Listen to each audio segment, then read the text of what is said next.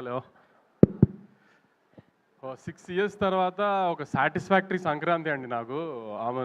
అంటే last year కూడా చాలా పెద్ద హిట్, కానీ అనుకున్నంత సాటిస్ఫాక్షన్ లేదు డిస్ట్రిబ్యూటర్ సైడ్ నుంచి కానీ వీటి నుంచి కానీ. కొంచెం 100% ఒక సాటిస్ఫాక్షన్ ఉంటుంది కదా సినిమా హిట్ అయితే. లాస్ట్ ఇయర్ చాలా మంచి సినిమా తీసాము, చాలా టెక్నికల్గా స్ట్రాంగ్ సినిమా తీసాం, కానీ అంత సాటిస్ఫాక్షన్ లేదు. ఈసారి మాత్రం ఆఫ్టర్ 2020 అలవైకుంఠం బృందావన్ అంత సాటిస్ఫాక్టరీ సంక్రాంతి నాకు. దానికి ఇలాంటి సంక్రాంతి మళ్ళీ ఇచ్చినందుకు ఆడియన్స్కి ఐఎమ్ రియలీ గ్రేట్ఫుల్ అండి. ఆడియన్స్తో పాటు ఈసారి ఏంటో ప్రతిసారి నన్ను బాగా ప్రేమగా చూస్తున్న నా మీడియా కూడా ఈ సినిమా నాకు ఆడాలి అని చాలా గట్టిగా కోరుకున్నారు అందరూ.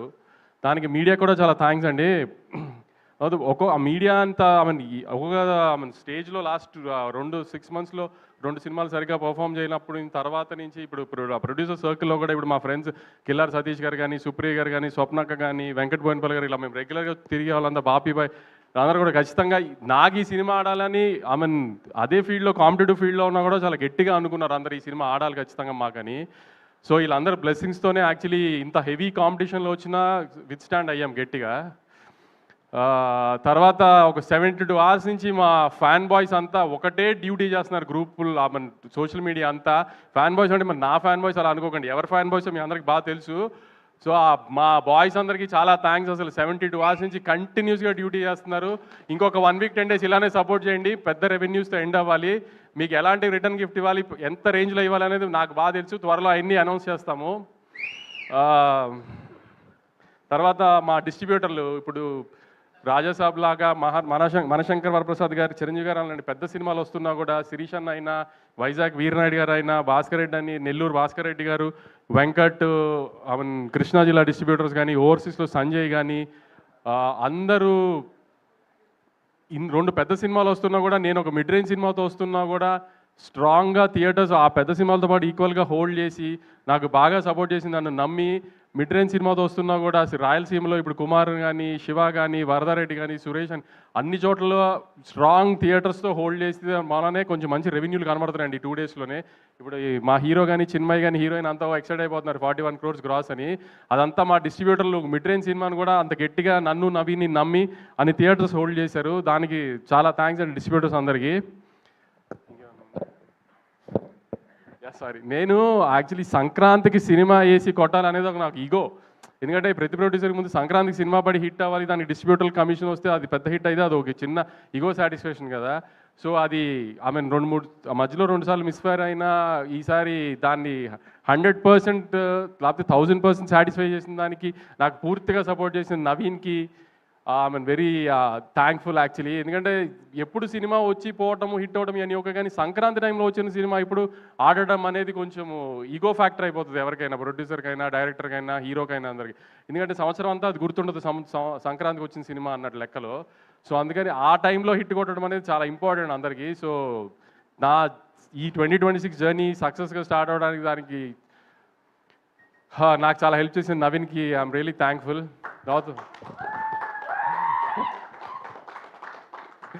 తర్వాత మా మీనాక్షి లాస్ట్ ఇయర్ సంక్రాంతికి వస్తున్నాం రిలీజ్ అయింది.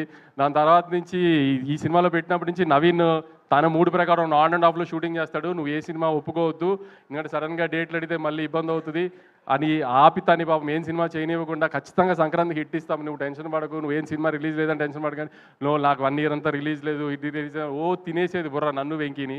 కానీ అలానే ముందు ఈ సినిమాని అదే 12th 13 చెప్పాను, అమ్మ తల్లి నీకోసం సినిమా లేకపోతే మా బుర్ర తినేస్తావు, సంవత్సరం అంతా రిలీజ్ లేదు ఇది అది అని. Now you హ్యాపీనో.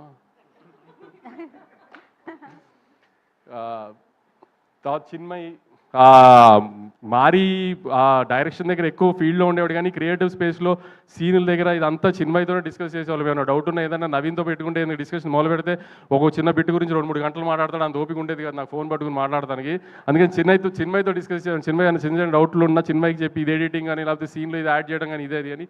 Chinmay was very supportive last 1 year నుంచి. ఎందుకంటే నాకేం డౌట్ ఉన్నా తనకి చెప్పేవాడిని ఫస్ట్. సో ఆ సెన్స్లో ఆల్మోస్ట్ నాకు తను డైరెక్టర్ సినిమాకి.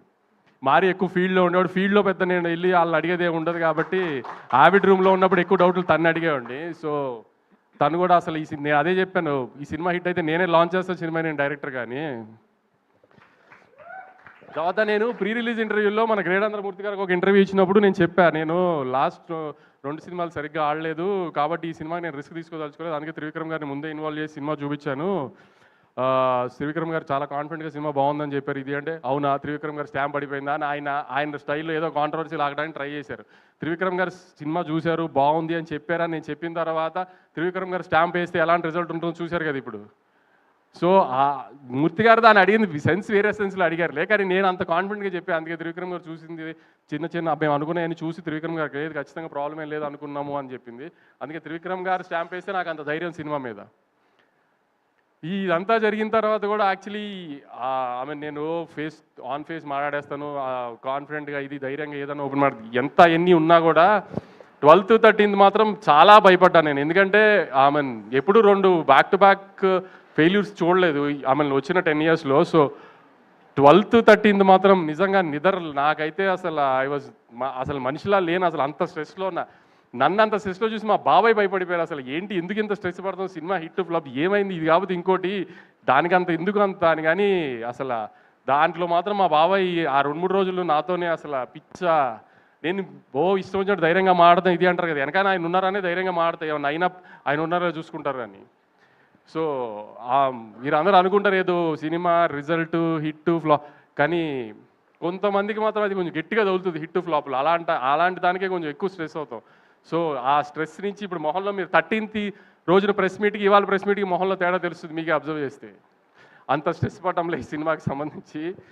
తర్వాత సుధీర్ అని నాకు ఈ ఫీల్డ్లో బాగా హెల్ప్ చేసి ఒక మనిషి ఉన్నాడు. ఏంటి అనేది అంత డీటెయిల్స్ చెప్పలేను కానీ లాస్ట్ 10 years నుంచి నా వెనకాల నుంచి ఉన్నాడు.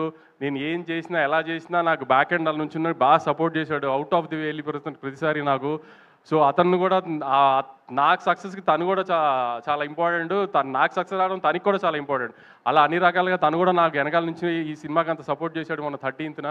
Thank you Sudheer, thank you very much. తర్వాత మా రామ్ గారు నా పార్ట్నరు, మా ఇన్వెస్టరు, ఆయన కూడా హిట్లు వచ్చినప్పుడు కాదు వంశీ, ఫ్లాప్లో వచ్చినప్పుడే అదేం ప్రాబ్లం ఉండదులే, నేను వెనకాలే ఉన్నానని ధైర్యంగా ఉండి నాకు అందరికి సపోర్ట్ చేశారు వీళ్ళంతా. మా రామ్ గారికి చాలా థ్యాంక్స్. ఇంకేమన్నా మిస్ అయ్యి ఉంటే ఐఎమ్ రియలీ సారీ. మిక్కీ ఎప్పుడు ఏది ఓపెన్గా మాట్లాడు నాతో, ఇది బాగుంది అది బాగాలేదు ఎప్పుడేం డిస్కస్ చేయడు. కానీ 10th 9th final mix check చేసేసిన తర్వాత నాకు ఒక వాయిస్ నోట్ పెట్టాడు.